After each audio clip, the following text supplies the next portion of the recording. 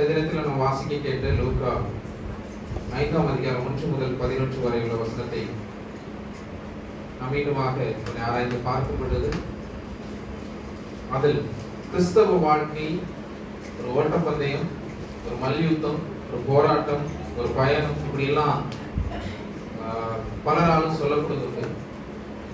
இந்த சுவிசேஷ பகுதியை நம்ம வாசிக்கும் போது கிறிஸ்தவ வாழ்க்கை ஆழத்திற்குள்ளாக கொண்டு செல்லக்கூடியது, கிறிஸ்தவ வாழ்க்கை ஆழத்திற்குள்ளாக கொண்டு செல்லக்கூடியது என்ற ஒரு அனுபவத்தை தான் நான் பார்க்க முடியும்.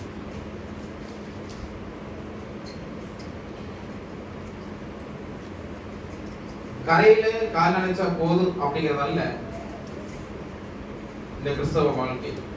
ஆழத்திற்குள்ளாக கொண்டு செல்லக்கூடியதுதான் கிறிஸ்தவ வாழ்க்கை. கரையில கால் நினைக்கிறது என்ன, ஜஸ்ட் ஒரு மெம்பரா இருந்தா போதும் அப்படின்னு நினைக்கிறதல்ல கிறிஸ்தவம். அதற்குள்ளாக போய் வேத வசனத்தை வாசித்து அதை தியானித்து என்ன நமக்குள்ளாக அது கற்பிக்கிறது அப்படிங்கிறதை புரிந்து கொள்ளுதல் தான் கிறிஸ்தவம். இப்ப இங்க வர்ணிக்கக்கூடிய ஒரு அற்புதம், ஒரு அழைப்பு, இது ஒரு எதிர்பார்ப்பு, ஒரு புதிய அனுபவம். இங்க 1 முதல் 3 வரையில வேத வசனத்தை வாசிக்கும் பொழுது அந்த 1 முதல் 3 வரையில வசனத்தை ஒரு boat turn into a pulpit அப்படின்னு சொல்லலாம். அதாவது ஒரு படகு ஒரு பிரசங்க மேடையாக மாறுனதை நம்ம பார்க்க முடியும். 1 முதல் 3 வரையில வசனத்துல ஒரு படகு பிரசங்க மேடையாக, எப்படி பிரசங்க மேடையா மாறுது சொல்லணும். அங்க ஜெனசரேத், அதாவது ஜெனசரேத் அப்படிங்கக்கூடிய கடற்கரையில ரொம்ப மக்கள் கூட்டம் இருந்தாங்க. எதற்காக அப்படின்னா தேவ வார்த்தையை கேட்க இயேசு கிறிஸ்துவானவர் இன்னைக்கு நம்ம கிட்ட என்ன பேச போகிறார் அப்படிங்கிறது. நம்ம பலரும் திருச்சபைக்கு வரும் பொழுது அந்த ஒரு எண்ணத்தோட இன்னைக்கு நம்ம கிட்ட தேவனானவர் என்ன பேச போகிறார் அப்படிங்கறத நினைச்சு வர்றது போல அன்றைய தினத்திலும் இயேசு கிறிஸ்துவானவர் என்ன இன்னைக்கு நம்ம கிட்ட பேச போறார் அப்படிங்கிற ஒரு எதிர்பார்ப்போடு கூட அதிக அளவுல மக்கள் வராங்க. சோ அங்க கரையில நிக்க, அந்த கரையில நிக்க இடம் இல்லை. ஆகவே என்ன நடக்குதுன்னு சொன்னா அவரு 2 போட்டை பாக்குறாரு, 2 படகை பாக்குறாரு. சோ 2 படகை பார்த்துட்டு அதுல ஒரு படகுல ஏறாரு. ஒண்ணு அதுல ஒரு படகு யாருடையது, சீமோனுடையது. அப்ப சீமோனுடைய படகுல ஏறி நிக்கிறாரு. சோ அங்க ஏறி நின்னுட்டு அமர்ந்து என்ன செய்யறாருன்னா உபதேசம் பண்ண தொடங்குறாரு. உபதேசம்னா பிரசங்கம் பண்ண தொடங்குறாரு. அப்ப படகு மீன் பிடிக்க பயன்படுத்துவது, அப்படிதானே? படகு எதற்கு பயன்படுத்தக்கூடியது? மீன் பிடிக்கிறது. அதை இயேசு கிறிஸ்துவானவர் என்ன செய்யறாரு? பிரசங்க மேடையாக மாற்றாரு. அந்த படகு, மீன் பிடிக்கக்கூடிய படகை என்ன செய்யறாரு? பிரசங்க மேடையா மாற்றுறது முதல் அற்புதம். ஓகேவா? இதுல என்ன அற்புதம் இருக்குன்னா அதுதான் அற்புதமே. ஓகேவா? இனி ஒண்ணு, இரண்டாவது பார்த்தோம்னா ஒரு அன்றாட தொழிலுக்கு பயன்படுத்தக்கூடிய சாதாரண ஒரு படகு, அப்படிதானே? அன்றாட தொழிலுக்கு பயன்படுத்தக்கூடிய சாதாரண ஒரு படகு இப்போ அது புனித வேலைக்கு பயன்படுத்தக்கூடிய ஒரு கருவியாக மாறிடுது, அப்படிதானே? புனித வேலைக்கு பயன்படுத்தக்கூடிய ஒரு கருவி, secular than for sacred use அப்படின்னு. சோ அப்படிதானே? அப்போ ஒரு புனித ஒரு புனித வேலைக்கு, ஒரு புனித வார்த்தைகளை கேட்பதற்கு அந்த படகு என்னவா மாறிட்டு ஒரு பிரசங்க மேடையாக மாறி இருக்கிறத நம்ம பார்க்கிறோம். இது இரண்டாவது. மூணாவது பார்த்தோம்னா வசனம் 5 படியாக இரவு முழுவதும் என்ன செய்றாங்க? அவங்க முயற்சிக்கிறாங்க. எதுக்கு முயற்சிக்கிறாங்க? மீன் பிடிக்க. Very good. மீன் பிடிக்க முயற்சிக்கிறாங்க. அப்போ நைட் ஃபுல்லா அவங்க எவ்வளோ கஷ்டப்பட்டு ஒண்ணுமே கிடைக்கல, அப்படிதானே? ஆனா அப்படி கிடைக்காம இருக்கும் பொழுது அந்த ஒரு படகை வச்சு நம்ம பார்க்கும்போது அந்த படகு ஒரு தோல்விக்கு அடையாளமா இருந்துச்சு, ஒரு தோல்வியின் அடையாளமாக அந்த படகு இருந்துச்சு. ஓகேவா? ஆனா எப்போ இயேசு கிறிஸ்துவானவர் அதுல உட்கார்ந்தாரோ அந்த டைம்ல அது என்னாச்சு? வெற்றி சின்னமாக மாறிச்சு. ஃபெயிலியர் டர்ன் இன்டு சக்சஸ் அப்படிங்கிற மாதிரி ஆயிடுச்சு. அப்படியா? ஒரு வெற்றியின் சின்னமாக மாறிடுது. அது ஒரு தோல்வியாக இருந்துச்சு. அவங்க அந்த படகுல போனாங்க, மீன் பிடிச்சாங்க, ஒரு மீன் கிடையாது. ஆனா இயேசு கிறிஸ்துவானவர் எப்ப இருந்தாரோ அப்பதான் என்ன ஆகுது? அவங்க 2 படகு நிறைய மீன் பிடிச்சு அந்த படகு அமிழ்ந்து போகத்தக்க மீன் கிடைக்குது. படகு அமிழ்ந்து போகிறதுன்னு தெரியுங்களா? முங்கி போறது. முங்கி போற அளவுக்கு கிடைக்கும். அதாவது படகு முங்கி போறதுல படகு ஃபுல்லா முங்கி படகுக்கு மேல மீன் உள்ளது மட்டும் இல்ல, படகே முங்குற அளவுக்கு மீன் கிடைக்குது. சோ அந்த அளவுக்கு வெயிட்டா வந்து மீன் வந்துட்டு அவ்வளவு கிடைக்குது. ஓகேவா? அப்ப யார் வந்து நம்ம லைஃப்ல இருந்தா இப்படிப்பட்டதான ஒரு ஆசீர்வாதம் இருக்கும்? இப்ப நம்மளுடைய லைஃப் அப்படிதானே. நம்மளுடைய லைஃப்ல ஏதோ ஒரு ஜஸ்ட் ஒரு உபதேசத்தை கேட்கிறோம். அந்த உபதேசம் நமக்குலாம் என்னவா இருக்கணும்? என்ன ஒரு மாற்றத்தை கொண்டு வரணும்? எப்படிப்பட்டதான மாற்றத்தை கொண்டு வரணும்? நம்ம அந்த உபதேசத்தை கேட்டு அப்படியே அந்த படகு எந்த அளவுக்கு அமிழ்ந்து போச்சோ, ஆசீர்வாதத்தினால் அமிழ்ந்து போச்சோ, அந்த அளவுக்கு நம்மளும் ஆசீர்வாதத்தினால் அமிழ்ந்து போகக்கூடிய அளவுக்கு நம்முடைய வாழ்க்கை காணப்படும். அப்ப இங்க நம்ம முதலாவது என்ன செய்யணும்? இப்படிப்பட்டதான ஆசீர்வாதம், இப்படிப்பட்டதான ஒரு நன்மை, இப்படிப்பட்டதான ஒரு ஐஸ்வர்யம், இப்படிப்பட்டதான பெரிய ஒரு மேன்மை கிடைக்கணும்னா என்ன செய்யணும் அப்படின்னு சொன்னா, ஃபர்ஸ்ட் கடவுளுக்கு இடம் கொடுக்கணும். அப்படிதானே? இடம் கொடுத்ததுனாலதான் அங்க என்ன நடந்துச்சு? அவ்வளவு ஆசீர்வாதம். இடம் கொடுத்தா என்ன மாற்றங்கள் நடக்கும் அப்படிங்கிறதுக்கு ஒரு முக்கிய நிகழ்வு தான் இந்த ஒரு நிகழ்வு. அப்படிதானே? இங்க 2:5 முதல் 7 வரை உள்ள வசனம் இதுல பார்க்கும் பொழுது failure is not final அப்படின்னு பாக்குது. அப்படிதானே?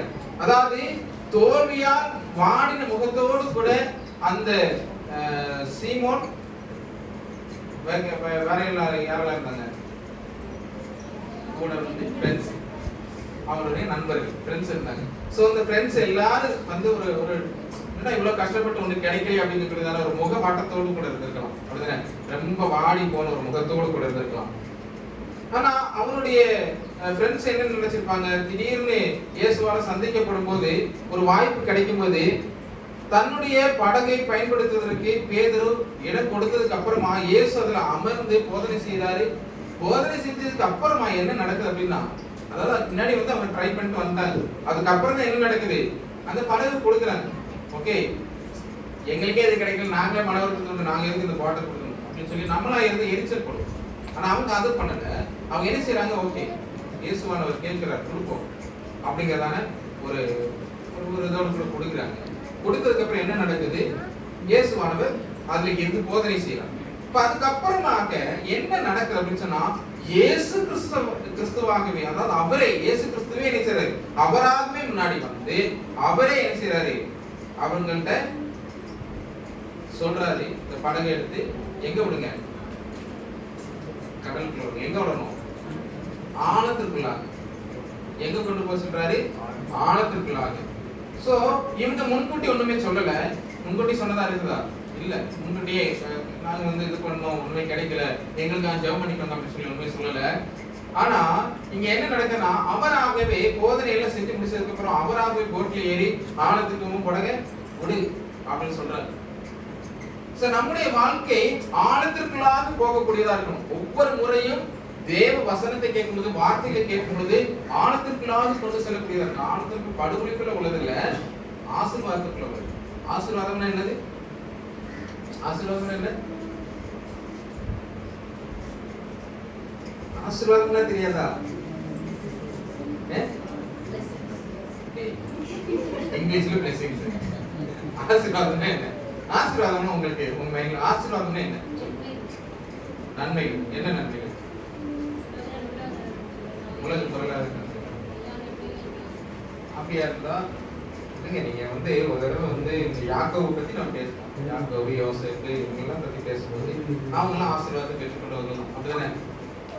ஆனாலும் என்ன செய்யறாங்க? கர்த்தாவே எங்களை ஆசீர்வாதம் சொல்லி தான் பிரேயர் பண்றாங்க. அது என்ன ஆசீர்வாதம்?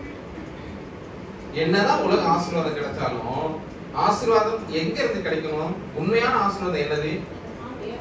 ஆவிக்குரிய தேவனோடு கூட ஆத்மீக பிரமான நான் கொஞ்சத்துல ஏதாவது குறைவுள்ளவனா இருந்தா அதை நிறைவாக்குங்க. உங்ககிட்ட வந்து கரெக்டா ப்ராப்பரான ஜெபம் வந்து என்ன ஜெபம் பண்ணதுக்கான வழிகளை தாங்க. நான் வந்து சரிவர வந்து ஒரு திருச்சபைக்கு போகாம இருந்தேன்னா போகிறதுக்கான ஒரு உந்துதலை என்கிட்ட தாங்க. நான் சோம்பேறித்தனத்துல இருந்தா சோம்பேறித்தனத்தை மாத்தி ஜெபிப்பதற்கான ஞானத்தை தாங்க அப்படின்னு எல்லாம் கொண்டு வரது என்னது? ஆசீர்வாதம். ஓகேவா? ஆசீர்வாதம் என்ன? முதலாவது. ஓகேவா?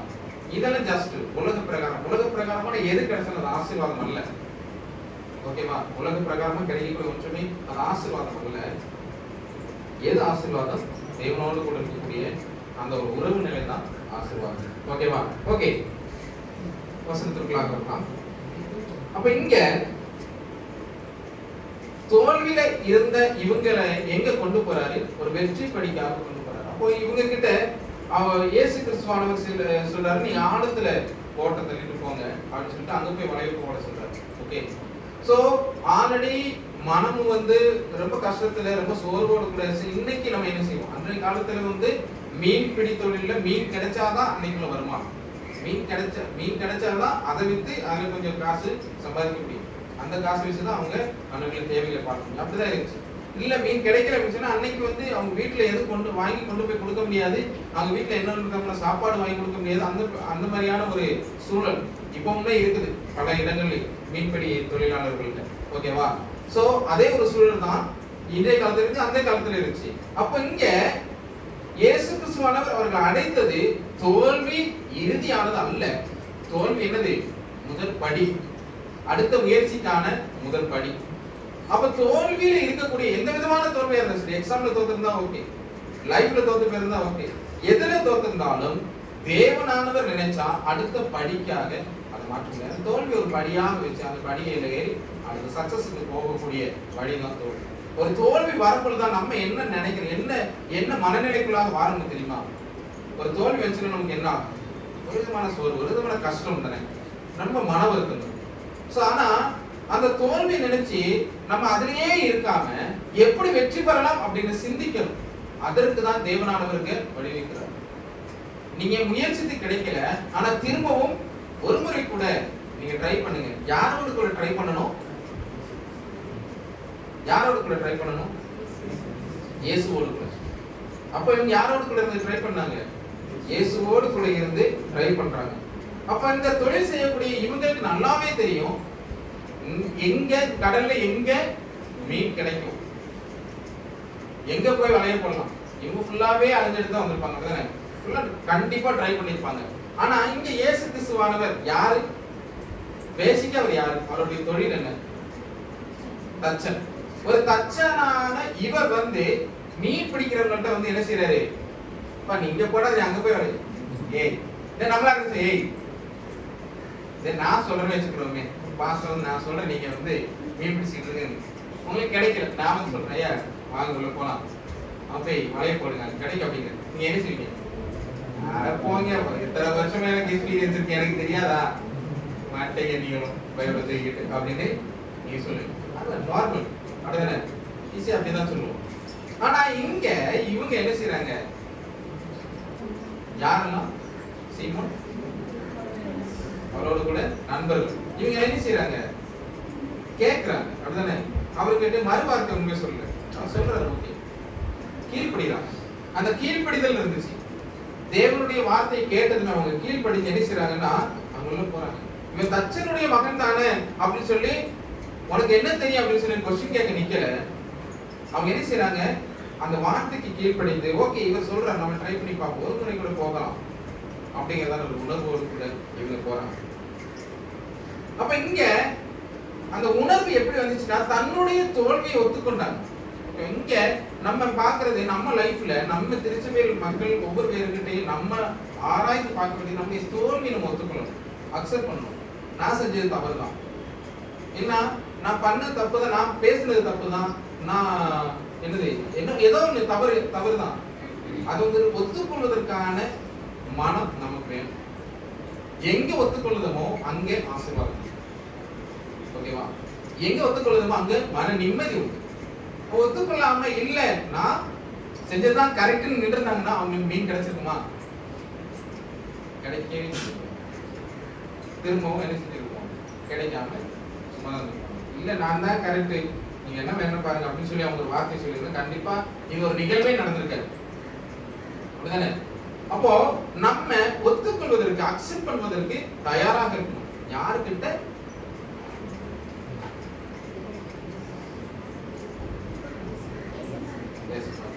ஓகே, நைட்ல நீங்க தூங்கல, அதனால தூங்குங்க. அப்ப இங்க எதிர்பாராத அளவுக்கு மீன் கிடைக்குது, எதிர்பாராத அளவுக்கு மீன் கிடைக்குது. பெரிய ஒரு ஆசீர்வாதம், ரொம்ப ரொம்ப வருமானம் கிடைக்குது, ஒரு செழிப்பா வாழக்கூடிய அளவுக்கு கிடைக்குது. போட்டே முங்கி போற அளவுக்கு மீன் கிடைக்கணும், அதை வச்சு எவ்வளவுக்கு லாபம் தேடலாம். சோ அந்த அளவுக்கு லாபம் கிடைக்குது. அப்போ ஒரு படகுல அடங்க மறுக்கிற அளவுக்கு மீன் அப்ப 2 படகு வந்து அமிழ்ந்து போச்சு அப்படின்னு சொல்லி 6-7 வசனம் சொல்லுது. அப்போ அந்த அளவுக்கு மீன் கிடைச்சிருக்கு. இவங்க அதை வச்சு என்ன செஞ்சிருக்கணும்? நல்லா சம்பாதிக்கணும்.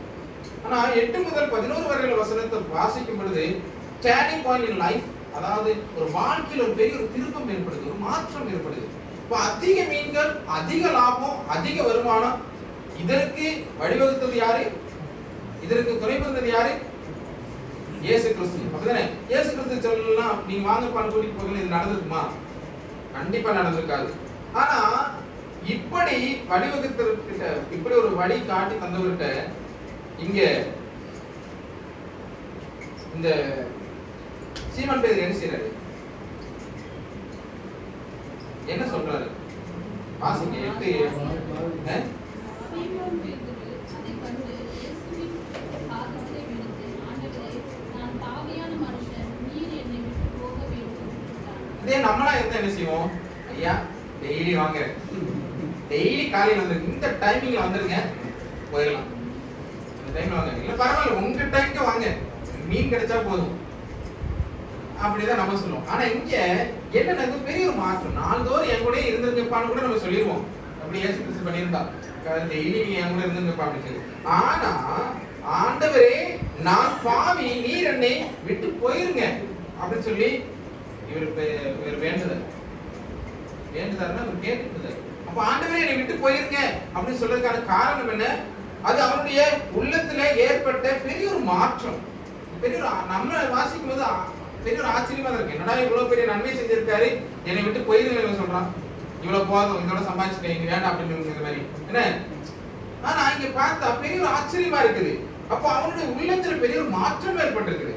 ஆண்டவரை பரிசுத்த ஆவியாக, பரிசுத்த ஆவி அவருக்குள்ளாக இருப்பதை அவன் உணர்ந்து கொண்டான். அவர்கிட்ட இருக்கக்கூடிய அந்த ஒளி இவன் மேல் பட்டதுமா என்ன ஆகுது? இவனுடைய அழுக்கு தெரியுது, இவனுடைய அழுக்கிலே அது தெரிய தொடங்குது. அப்படிதானே? அப்ப அவனுடைய தூய்மைக்கு முன்னாடி தன்னுடைய அசுத்தத்தை இவன் உணர்ந்து கொள்ளும்.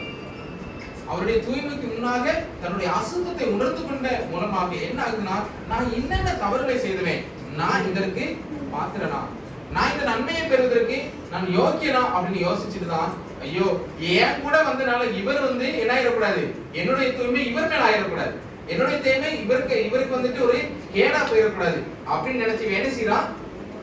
ஆண்டவரே நான் பாவி, நீர் என்னை விட்டு போயிருங்க, நான் ரொம்ப பாவியா இருக்கிறேன், நீங்க என்ன விட்டு போயிருங்க.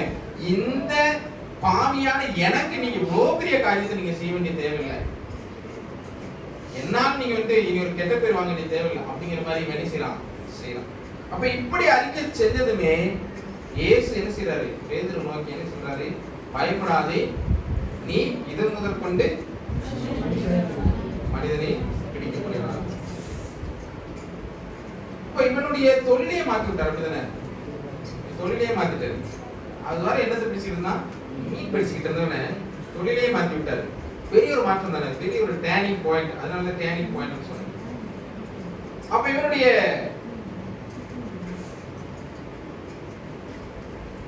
பாவ அழுக்கை கலக்கிட்டாரு.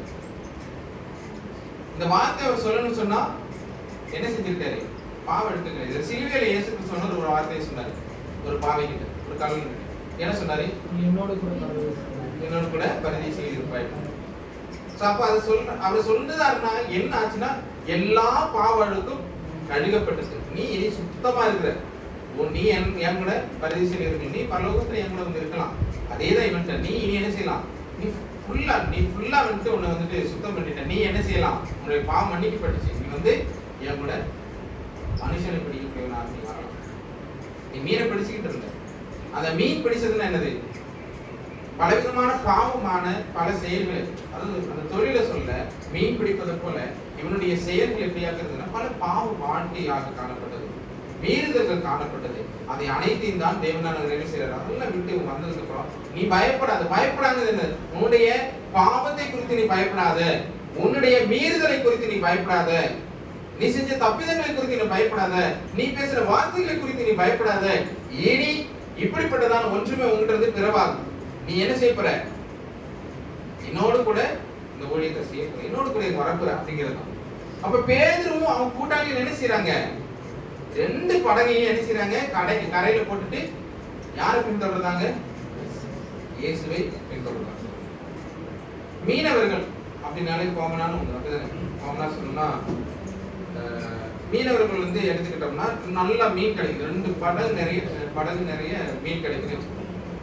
அப்ப மீன் கிடைச்சிச்சுன்னா அதை எண்ணுவாங்க, எவ்வளவு மீன்கள் இருக்குது, எவ்வளவு கேஜிஸ் இருக்குது, எவ்வளவு கிலோ இருக்குது அப்படின்னு சொல்லி அதெல்லாம் எண்ணி அவங்க என்ன செய்வாங்க, பங்கு போடுவாங்க. எவ்வளவு பேர் இருக்காங்க பங்கு போடுவாங்க. அந்த பங்கு போட்டு அவங்க என்ன செய்வாங்க, மேன்மையான ஒரு மைண்ட் செட் தான் இருக்கு, மேன்மைக்கான ஒரு கவனம் தான் அவங்ககிட்ட போகும்.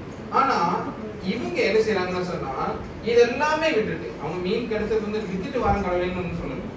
அவ்வளவு மீன் கிடைச்சிச்சு இது பண்ணிருப்பாங்க. ஆனா அந்த வார்த்தையில் என்ன இருக்குன்னா அந்த சொல்லுவாங்க, அவங்க அந்த படகு போட்டு பின்தொடர்ந்தாங்க தான் இருக்கு. அப்போ அவங்க வந்து இதெல்லாம் நாங்க விட்டுட்டு எதை இந்த தொழிலையே விட்டுட்டு நாங்க யாரை பின்தொடர போறோம்? அப்போ இவர்களோ இது எல்லாமே விட்டுட்டு மறந்து இயேசுவின் மீது தான் நாட்டத்தை வைத்தாங்க, கவனத்தை வைத்தாங்க. இயேசு கிறிஸ்துவின் மீது தான் கவனத்தை வைத்தாங்க. நார்மலா இருக்கிறவங்க கண்டிப்பா வருமானத்தை குறித்து கவனம் வச்சிருப்பாங்க, கண்டிப்பா மேன்மையை குறித்து கவனம் வச்சிருப்பாங்க. ஆனா இந்த சீஷர்கள், இந்த நபர்கள், இந்த மீனவர்கள் என்ன செய்றாங்க, இயேசு கிறிஸ்து மேல் கவனத்தை வைத்தாங்க, அவரை பின்தொடர்ந்தாங்க. அப்ப இந்த கென்சரேத் அப்படிங்கக்கூடிய கலிலேயா கடற்கரையில ஏற்பட்ட இந்த மாற்றம் மீன் பிடிக்கக்கூடிய படகை பிரசங்க மேடையாக மாற்றினது ஒரு பெரிய ஒரு மாற்றம். தோல்வியை வெற்றி படகாக மாற்றினது பெரிய ஒரு மாற்றம் தான். மீன் பிடிப்பவர்களை யாரை பிடிப்பவர்களாக மாற்றினாரு? மனிதர்களை பிடிப்பவர்களாக மாற்றினார். இந்த காலகட்டங்களில் நம்மளையும் நம்முடைய வாழ்க்கையும் தேவனானவர் மாற்றுவதற்கு வல்லவராக இருக்கிறார். நம்முடைய கஷ்டத்தை மாற்றுவதற்கு, நம்முடைய கடபாரங்களை மாற்றுவதற்கு, நம்முடைய சூழலை மாற்றுவதற்கு, நம்முடைய நிலையை மாற்றுவதற்கு, நமக்கு ஏற்பட்ட வேதனைகளை மாற்றுவதற்கு, நமக்கு ஏற்பட்ட வியாதிகளை மாற்றுவதற்கு, ஏன் நம்மையே மாற்றுவதற்கு தேவனானவர் வல்லவராக இருக்கிறார். சோ அதுக்கு நம்ம என்ன செய்யணும் அப்படின்னு சொன்னா நம்ம இடம் கொடுக்கணும், தேவனுக்கு இடம் கொடுக்கணும். அவர் நம்ம கிட்ட வந்து அமர்வதற்கு இடம் கொடுக்கணும். அங்க இயேசு கிறிஸ்துவானவர் படகுல போய் அமர்ந்தார்.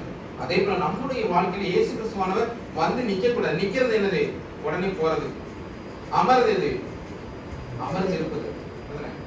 அந்த அமர்ந்து எங்கெல்லாம் நடக்குது? அவர் அங்க அமர்ந்துட்டாரு, அங்க மீன்னால எது அமர்ந்துச்சு? படகு அமர்ந்துச்சு. அப்படிதானே? பாருங்க, தேவனானவர் நம்முடைய வாழ்க்கையில வந்து அமரும் பொழுது ஆத்மீகமா நம்ம தேவனுக்குள்ளாக அமர்ந்திருப்போம், பௌதிகமான ஆசீர்வாதமும் நமக்குள்ளாக அமரும். ஓகேவா? நம்ம கிட்ட கூட கிடைக்கப்படும் அப்படிங்கிறது தான். ஓகேவா? சோ அப்படிப்பட்டதான ஒரு அமர்தல் நமக்குள்ளாக வரணும். சோ இப்படிப்பட்டதான ஒரு பெரிய ஒரு மாற்றம் நமக்குள்ளாக வந்தா மட்டும் தேவனை நம்முடைய வாழ்க்கையில் ஏற்றுக்கொண்டு அவர் நம்முடைய வாழ்க்கையில் பெரிய ஒரு மாற்றத்தை தருவார் என்ற எதிர்பார்ப்போடு கூட எப்ப நம்ம வந்து அதற்கு இடம் கொடுக்கிறோமோ அந்த நேரத்துல தேவனானவர் நம்முடைய வாழ்க்கையை பெரிய ஒரு டேர்னிங் பாயிண்டா மாற்றுவதற்கு வல்லவராக இருக்கிறார். நம்ம அவர் வெளியில் இருக்கலாம். ஜெபிப்போம்.